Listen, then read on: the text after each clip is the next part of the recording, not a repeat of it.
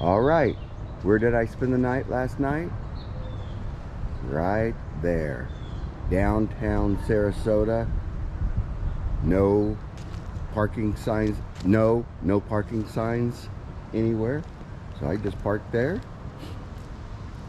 and there's the ocean right there. So yeah, it was a good night's sleep last night, that's for sure. Well, let's see what we're gonna get into today. Come along. Well, a beautiful morning in Siesta Key. It's a little busy community, but I want to check out what the beach looks like in Siesta Key. You guys want to go with me? Hey, there's a rabbit in the... Hey, looks like it's coming right up to me.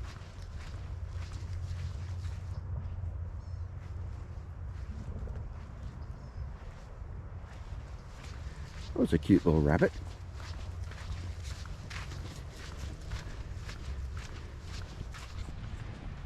Boy, what a beautiful morning. White sandy beaches. This is pretty.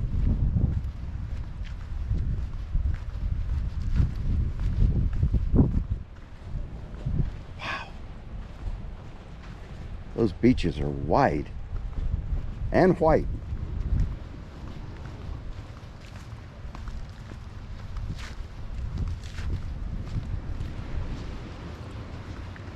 A beautiful morning in Siesta Key. If you've noticed, I've been saying Siesta Key a lot. You're absolutely right. And if you guess the reason, yep, you're right again. It's one of the only beach towns that I can pronounce correctly, and hopefully I'm doing that. So, okay, let's enjoy the rest of our day. This is a cute place. It's called Casey Key. Casey Key. Kind of off of Osprey. If you've ever heard of Osprey, down from Siesta Key. And this is called Casey Key. What a cute little place. Tiny.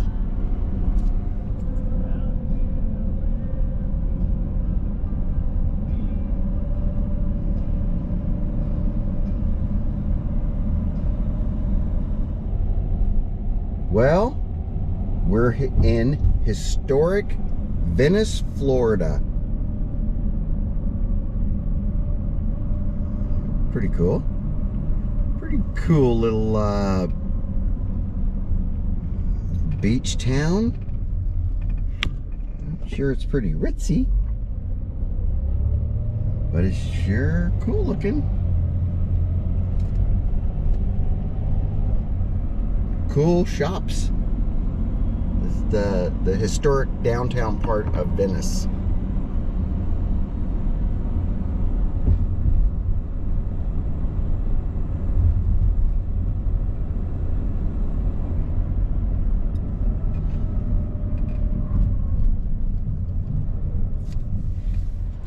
Well, we're here on Venice Pier. Man, I don't know about you guys, but I just love piers. Takes you all the way out to the Gulf. Pretty cool. Yeah, I kind of like it here.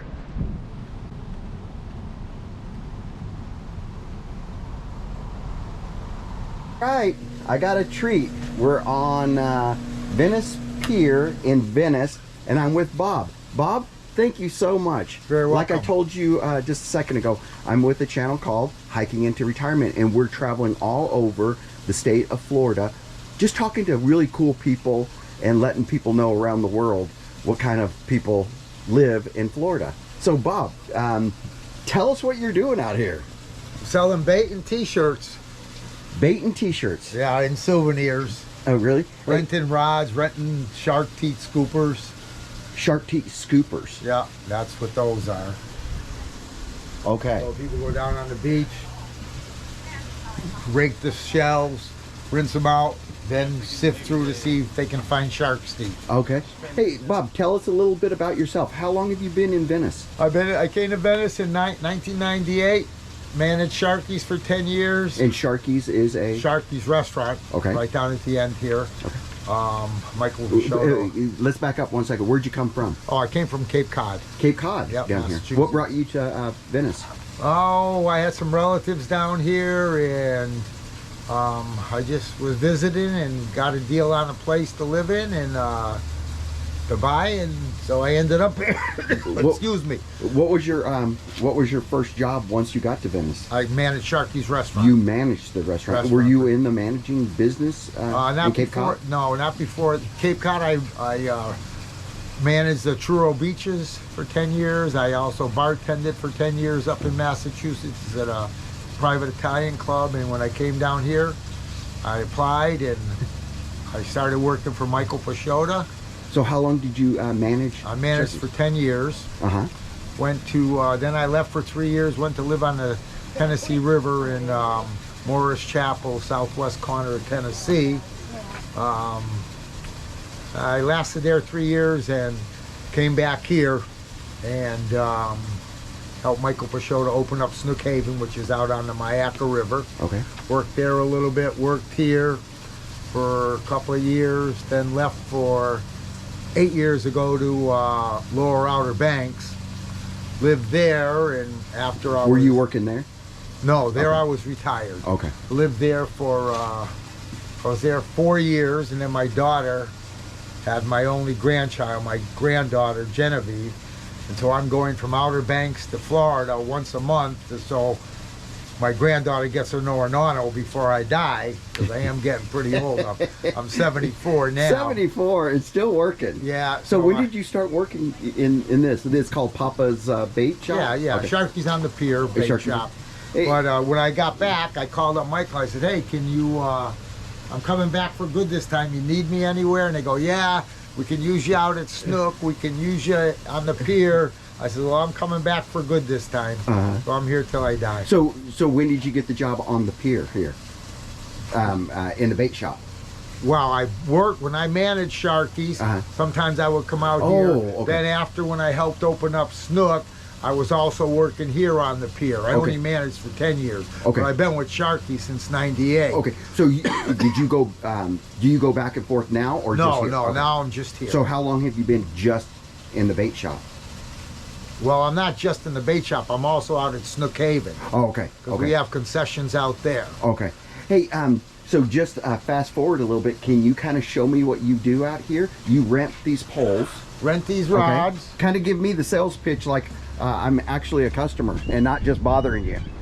Well, there's really no sales pitch. Okay. People come up and say, hey, can we rent a rod? And I say yes. So I say righty or left, righty or lefty. What do you want for bait? Live shrimp, frozen shrimp. Rent them a rod or rent them a scoop. You go down on the beach and search for shark's teeth. So these shark teeth up here actually came from down on These the do. Huh? These did. Oh, wow. These are fake. Okay. Hey, Bob, so can you show me bait? Yeah. Hey, you pretend like this guy doesn't know anything, and it's not a big stretch, okay, whatsoever. Well, here's the shrimp tank. This water comes in through here to keep it fresh with oxygen. Okay. Because it pulls up from a pump, comes through there, and it comes down And from here. and that's These are all the shrimp. and that's going to catch what? This is going to catch whatever available out there for the day. Okay. And it varies. And is that the day- only thing you sell is shrimp? No, we sell frozen shrimp, frozen squid bits, frozen whole squid.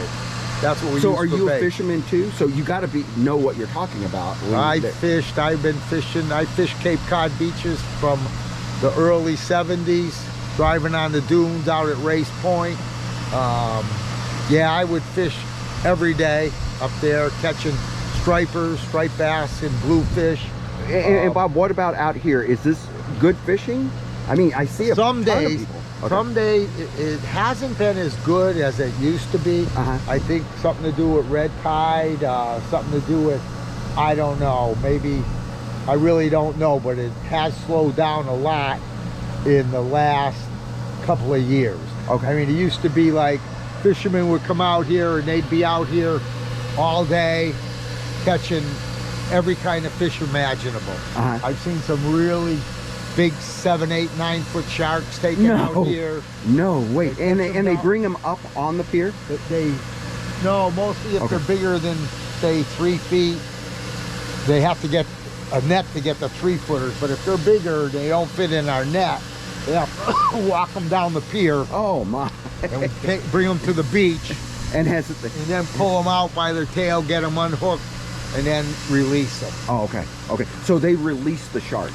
Yes, unless you're going to keep, like the only one I would eat would be a black tip. A black tip. And do people catch black tips? Oh yeah, there's black tips out here. There's a lot of different types of shark out here. Wow. Is there?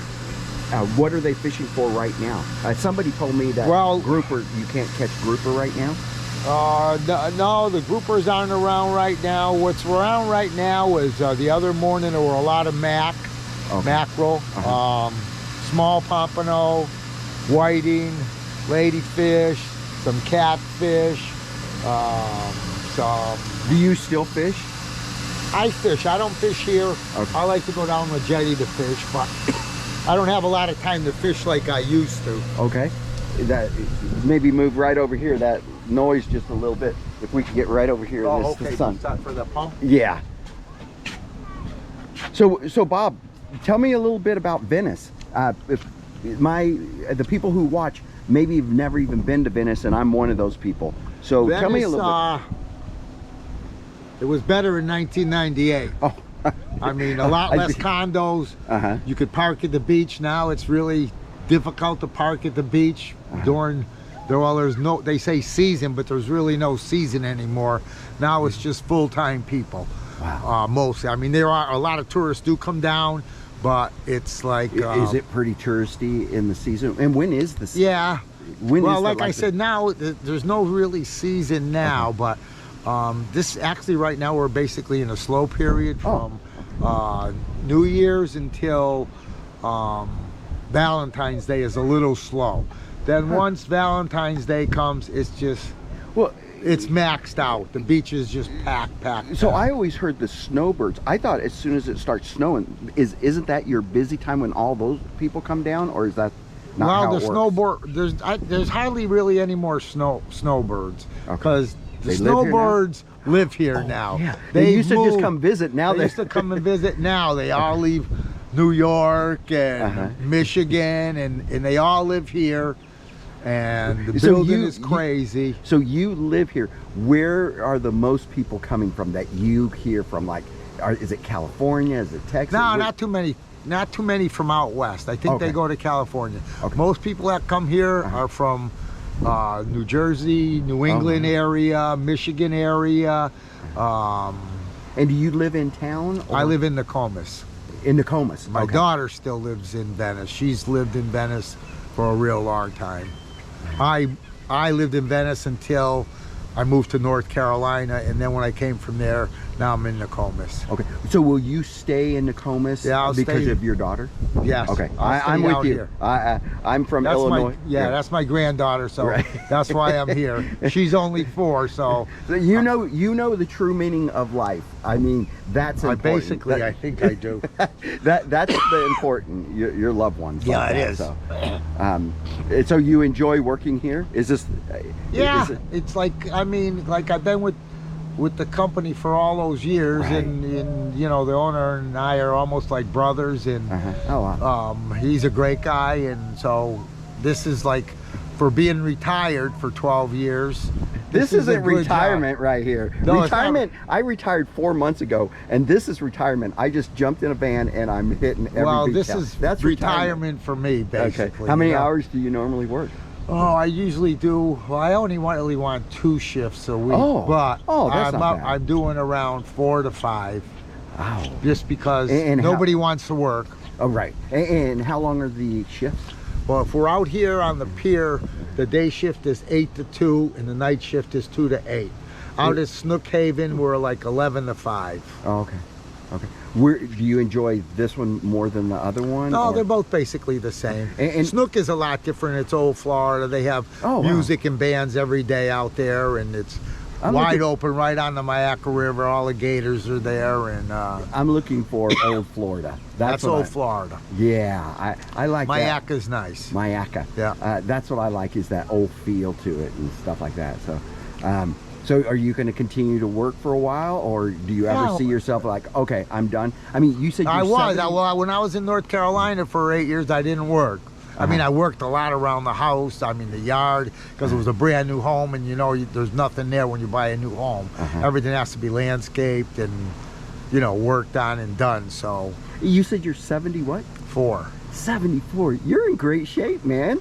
Yeah, well, I don't feel it. No, 74? If I look like you in 74, I'll be but you don't know how many injuries I have and everything from sports in the old days, and but I see you walking around, and if you can put a shift like you help people with their bait and fishing poles and stuff, you're back and forth. Well, yeah, I have to be, basically. Right. Hey, another question I have for you, Bob. So when these people come up and want to rent a pole and everything, do they look at you as their expert? Do they go, okay? Basically, yeah. Okay, and a lot of people, I'll have to, if they come up with rods that they've just bought, like at Walmart, they don't know how to string them or tie their bait on or tie their lines on and everything, so I'll do that for them, and whatever we do. Hey, since you're a fisherman and everything, answer me a question. So I'm just traveling around and boondocking as places and places. A few other van lifer travelers and stuff has told me, if you come down to Florida and get a Florida fishing license, that you can stay on the beach because you can fish at night. Is that true or not true? Or is that just well, not all the beaches are open 24/7. Okay. This beach is. The pier is open 24/7. So people can fish all night long. Yeah. And their car can be parked out here all night long? And the pier, you can fish off the pier 24/7. Sharky's pays for all, you don't need a license on the pier. Sharky's pays all the fees. But if you're on the sand, you need a valid Florida fishing license. Okay, so I could actually park in that parking lot out there overnight? If I not to sleep there, but you can park there overnight if you're out here fishing. Okay.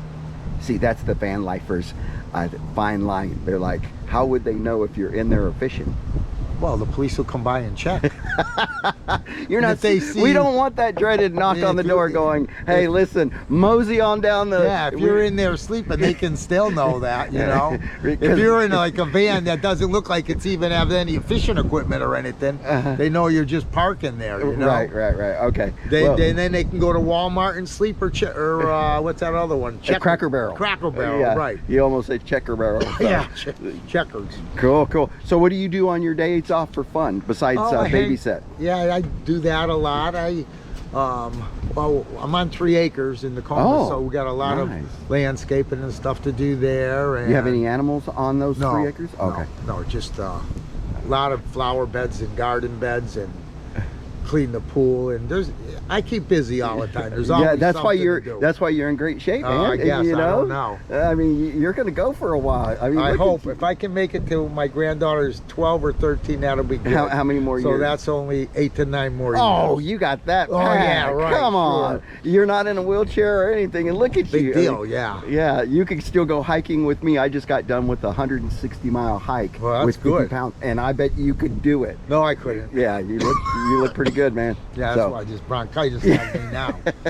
Well, so again, like I told you, I'm just hitting every beach town. I've been on the road for 2 weeks now. It's probably going to be another month before I get, but I'm just showing people what great people are out there, and we'll sit here and talk to you. I mean, I talk to a lot of people here, and most of them are really, really nice. You said most. Yeah, most. Some are. Some are. But I just want to tell you, thank you for taking your time and talking to me and letting people know what you do out here. You want to give them one more plug? It's Papa's Bait Shop. Papa's Bait Shop. Sharky's on the pier. Sharky's up in Venice. And hey, one quick question: the fishing poles. How much does that cost to rent? $16 a day. 8 to 5:30, or any part thereof. And the scoops are $10. And the bait, how does that work? Bait is, you buy the live shrimp, $5 a dozen. Frozen shrimp is $6 for like an 8-ounce bag. Okay, and I heard another question just a minute ago from a customer of yours that I'm sure you hear all the time. Did he want you to count all the shrimp or something? No. He looked in and he said it didn't look like there were 4 dozen. But actually, when they're small, I always give them extra. So there were probably 55 in there instead of 48. Oh, okay. It just looked to me. I count them. Right. It just looked to me that I didn't want to count all those suckers in there. And if he was gonna I'm count used to it. You can guesstimate, kind of, you know. Okay. Any shout out you want to give to your daughter or granddaughter? Yeah, hi Genevieve, I love you. Hi Gabrielle, that's my daughter. Awesome. Well, again, thank you very much, Bob. I appreciate it. No, you're very well. Oh, and I can give you another one. Okay. Did you ever watch The Perfect Storm? Yeah. With George Clooney, Mark Wahlberg, all of those guys? Well, I hung out with those guys for 3 weeks in the filming of it. I'm in that movie. You're in that movie. Okay, say that again so people can see you in there. They can see me, yeah. Perfect Storm, where are you? Oh, I'm everywhere. I'm on the docks a lot. Mostly always on the docks. Driving a forklift sometime with the swordfish on the front. And you look just like this. They didn't make you cut your beard? Or no, this was 99. Okay. So did you still have the ponytail? I had a ponytail then. So we can see it. I had a beard, but not a full one. And what did anybody call your name in the film? What do you mean? No, we weren't in. I went to a casting call just because I read the book because I was at the Cape, and my neighbor says, "Here, read this book. I think you'll like it." So I read it, and it was pretty good. And then a couple of weeks later, I saw in the Boston Herald, which my friend showed me, that they were filming The Perfect Storm in Gloucester.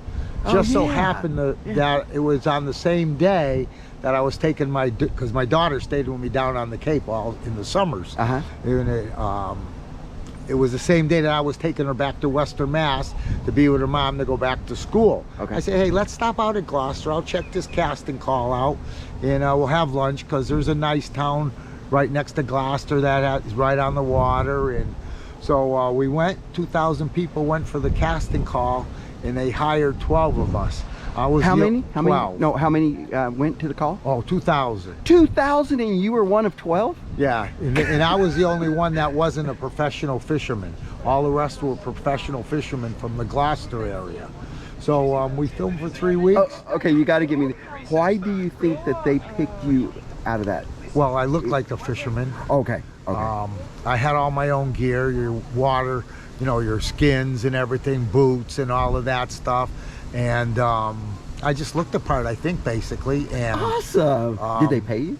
Oh, I got paid. I got Screen Actor Guild wages because we're all paid by Screen Actors Guild. So I made, for 3 weeks, I made almost $3,000, which I spent a lot on the hotel I was staying in. Oh, they didn't give you a place to stay? No. Oh. And I wasn't going back and forth from where I lived on the Cape, just because it was too far, and you have to be on set at like 5:30, 6 o'clock every morning. Okay. So that's amazing. So I have to ask you this. So you spent 3 weeks on a movie set. Yeah.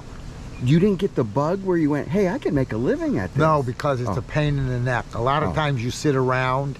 I mean, it was great. But you were getting paid. Yeah, I know, but so what? Okay. You sit there and wait. Some days you don't film at all. Some days you just sit there all dressed up and everything, waiting to get called. But see, the way they film is every day you do so many scenes, and each scene is only maybe about a minute. And so then the next scene, they have to wait till everything's the same to film again to continue it.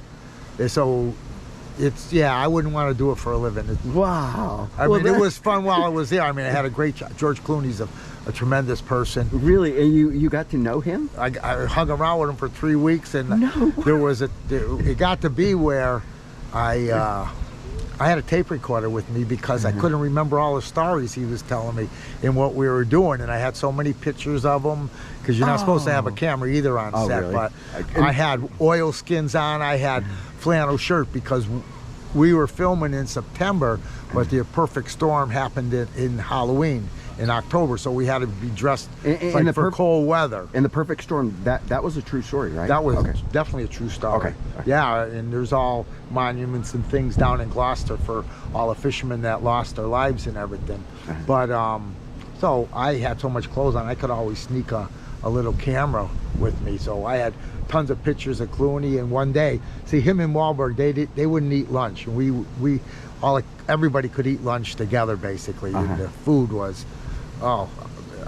just unbelievable. The way you had your choice of 4 meals, 4 entrees every day, everything from lobsters to blackened fish to breakfast was incredible. They must have spent almost $1 million in 3 weeks just on food for the cast. And Wolfgang Peterson, the director, was phenomenal, and he was anal where you had to have soup. So every day at 5 o'clock, no matter where we were filming or what we were doing, the kitchen had to bring down soup so everybody could have soup. And it was great. But Clooney and Wahlberg, they would play basketball at lunch. So how was Wahlberg? Wahlberg's a great guy. Really? He looks like Diane Lane was beautiful and tremendous. Mary Elizabeth Mastrantonio, John C. Reilly, everybody was just great. I had one of the best experiences in my life. Wow. Wow. And then I got invited to the premiere in Boston. And Clooney signed all the pictures to my daughter. Did you go to the premiere? I went to the premiere, yeah. Oh, did you really? Yeah, I went with my girlfriend at the time, and I was going, oh, there I am. She goes, stop it. I go, there I am. And so I was in a lot of different scenes, so it was good. Oh, I can't wait to go get the movie and see you, and I can go, hey, I met that guy Bob right there. So what was your name in there? No name. Okay, no name. Okay. We talked a lot and everything, but if you get your name in, then they have to give you credit. Oh. For every time the movie's played, you be making money. Oh, wow. So us 12, and we bribed Wolfgang Peterson, the director. We gave him a plaque with a swordfish bill on it, hoping that he would put our names in the credits. I mean, I have an album this thick. Wow. All the pictures, and even on the DVD of The Perfect Storm, HBO has an hour segment on the making of The Perfect Storm, and I'm in that a lot, where Wolfgang is teaching Mark Wahlberg's mother how to hug him when she sees him coming off the pier. Oh, wow. And I'm just standing there in amazement watching all of this, and so it was pretty good. Very cool. Well, I'm not going to take any more of your time. Again, buddy, thank you very much for telling us everything that you have. And if you're ever down in Venice, you got to stop by and see Bob at the bait shop here. Or at Snookhaven. Or at Snookhaven, because he has stories to tell you. So thanks again, and God bless you, man. God bless you too.